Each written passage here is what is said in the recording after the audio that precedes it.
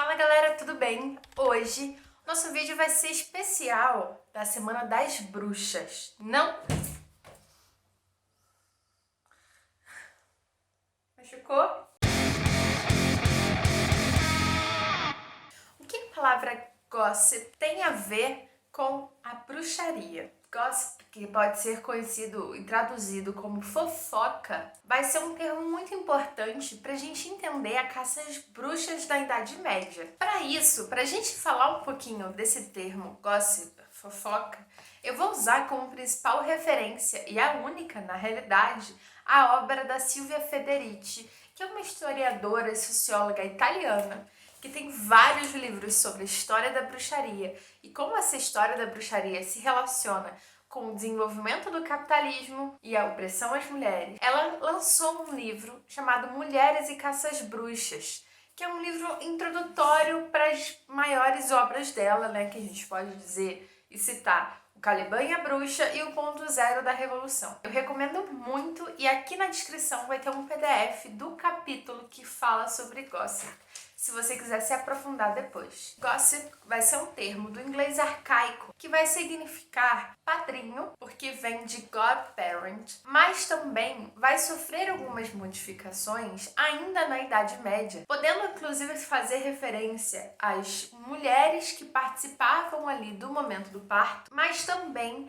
de amizade feminina. Então ele fazia referência a grupos de mulheres que eram muito amigas e tinham uma relação forte entre si. Ou seja, todos esses significados iniciais desse termo, eles tinham laços emocionais muito fortes. Só que esse termo ele passou a ser um pouco transformado a partir das guildas, que eram encenações teatrais do teatro medieval que traziam contos e histórias de milagres, mistérios e moralidades, muitas vezes abordando aí, inclusive, temas bíblicos. E esses teatros contavam histórias que naquele período, ali no século XV mais ou menos, e principalmente no século XVI, elas tinham o objetivo de fortalecer o prestígio social de determinados grupos, principalmente dos homens, no poder local. Essas guildas passaram a contar histórias de mulheres que se reuniam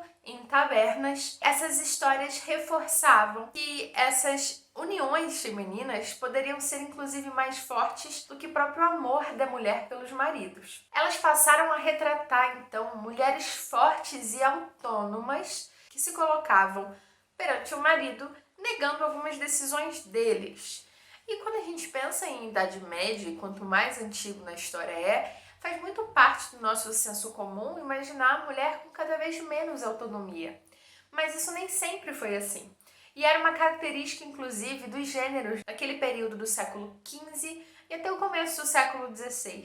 As mulheres tinham mais autonomia, elas conseguiam estabelecer relações muito prósperas entre si, inclusive tendo redes de subsistência muito fortes. Elas costuravam, elas colhiam, elas pariam os filhos umas das outras, e isso era uma relação muito respeitada e importante para a sociedade daquele momento. A questão é que essas relações vão passar a ser questionadas e enfraquecidas pelos cercamentos que deram início a que a gente hoje vai entender como capitalismo. E esses cercamentos passaram a descredibilizar, inclusive, essas redes de subsistência das mulheres. Era muito comum desse período histórico que mulheres se encontrassem em tabernas para beber muito vinho e conversar sobre as questões do casamento, da vida e estabelecerem relações muito prósperas. Essas mulheres, principalmente de classe média e classe baixa, passaram cada vez mais a serem alvos dessas histórias das guildas,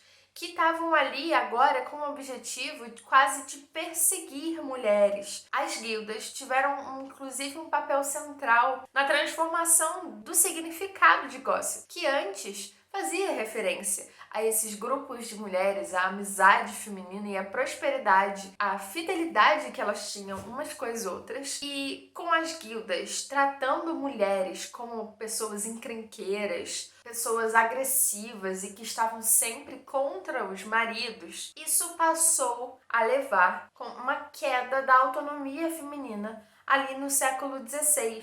É também nesse século XVI que a perseguição a mulheres que seriam subversivas e rabugentas, dominadoras, passou a ganhar muita força, inclusive agora como caça às bruxas. Essas mulheres começaram a ser acusadas de bruxaria. Dessa forma, então, esse significado de gossip, ele foi transformado em algo que passa a envolver conversas fúteis e maldosas entre mulheres, que tinham como principal objetivo falar mal de seus maridos e de outras pessoas. Vira pra sua vizinha e fala que é o seguinte, o tema de hoje é fofoqueira, não me acompanha porque eu não sou novela. E essa conotação, ela ganhou força ao passo que a sociedade patriarcal também se expandiu na Europa nesse período da Idade Média. A partir daí, a obediência passou a ser a principal obrigação feminina. Deveria ser obediente com o marido, enquanto esposa, com a família. Essa obediência era imposta pela igreja, pelas outras instituições daquele período e também pela opinião popular. Caso essas mulheres não se demonstrassem obedientes, elas seriam punidas com instrumentos de tortura. Entre eles, a gente pode citar banco de imersão. Era uma cadeira na qual a mulher era presa e submersa em lagos e rios muito frios. Ou então, um instrumento que já foi visto por muitos de nós em livros de história por serem usados em pessoas escravizadas nos Estados Unidos e no Brasil. Esse instrumento era conhecido como o freio de rabugenta, ou popularmente chamado de gossip bridle, que já demonstra a mudança da conotação da palavra gossip. Esse gossip bridle, ou freio de rabugenta, era um instrumento construído de couro e ferro que se prendia na cabeça da mulher e imobilizava a língua dela. Caso ela falasse, essa língua dela seria presa e esmagada, lhe causando muita dor. Essas mulheres eram obrigadas a andar pela cidade, exibidas pelos maridos e sendo humilhadas. E esse instrumento era muito usado em mulheres vistas como dominadoras, subversivas e rabugentas, quase sempre também julgadas por bruxarias, sejam elas esposas ou mulheres solteiras ou viúvas. Com esse reforço da obediência como obrigação feminina, contato inclusive dessas mulheres com familiares, irmãs, mães e amigas passou a ser proibido por parte do marido. Isso era uma coisa bem vista na sociedade. Para vocês terem uma ideia, a proibição do contato dessas mulheres era tão grande que nos processos de julgamento por bruxaria, essas mulheres eram submetidas à tortura, que as faziam delatar e acusar, erroneamente, inclusive umas às outras, amigas, mães e filhas. Historicamente, nesse período da Inglaterra medieval, a palavra gossip tinha um significado bom de amizade feminina e passa a significar conversas fúteis, maldosas e que vão passar a reforçar essa ideia de que mulheres, quando conversam entre si, só são capazes de tecer argumentos e opiniões sobre a vida dos outros, todas elas sem nenhuma utilidade, como se a mulher fosse completamente incapaz de pensar de forma racional e ter argumentos racionais. Isso só serviu para desvalorizar a capacidade de voz, de pensamento feminino. Inclusive, veio muito a enraizar no imaginário popular nessa sociedade patriarcal de que as mulheres não seriam capazes de pensar sobre si, justificando a ideia de que elas não seriam capazes de votar, de opinar sobre coisas que afligiam principalmente a elas. Essa palavra gossip, ela vem da Inglaterra medieval e o significado dela faz referência especificamente à cultura inglesa. Mas, se a gente pensa em como que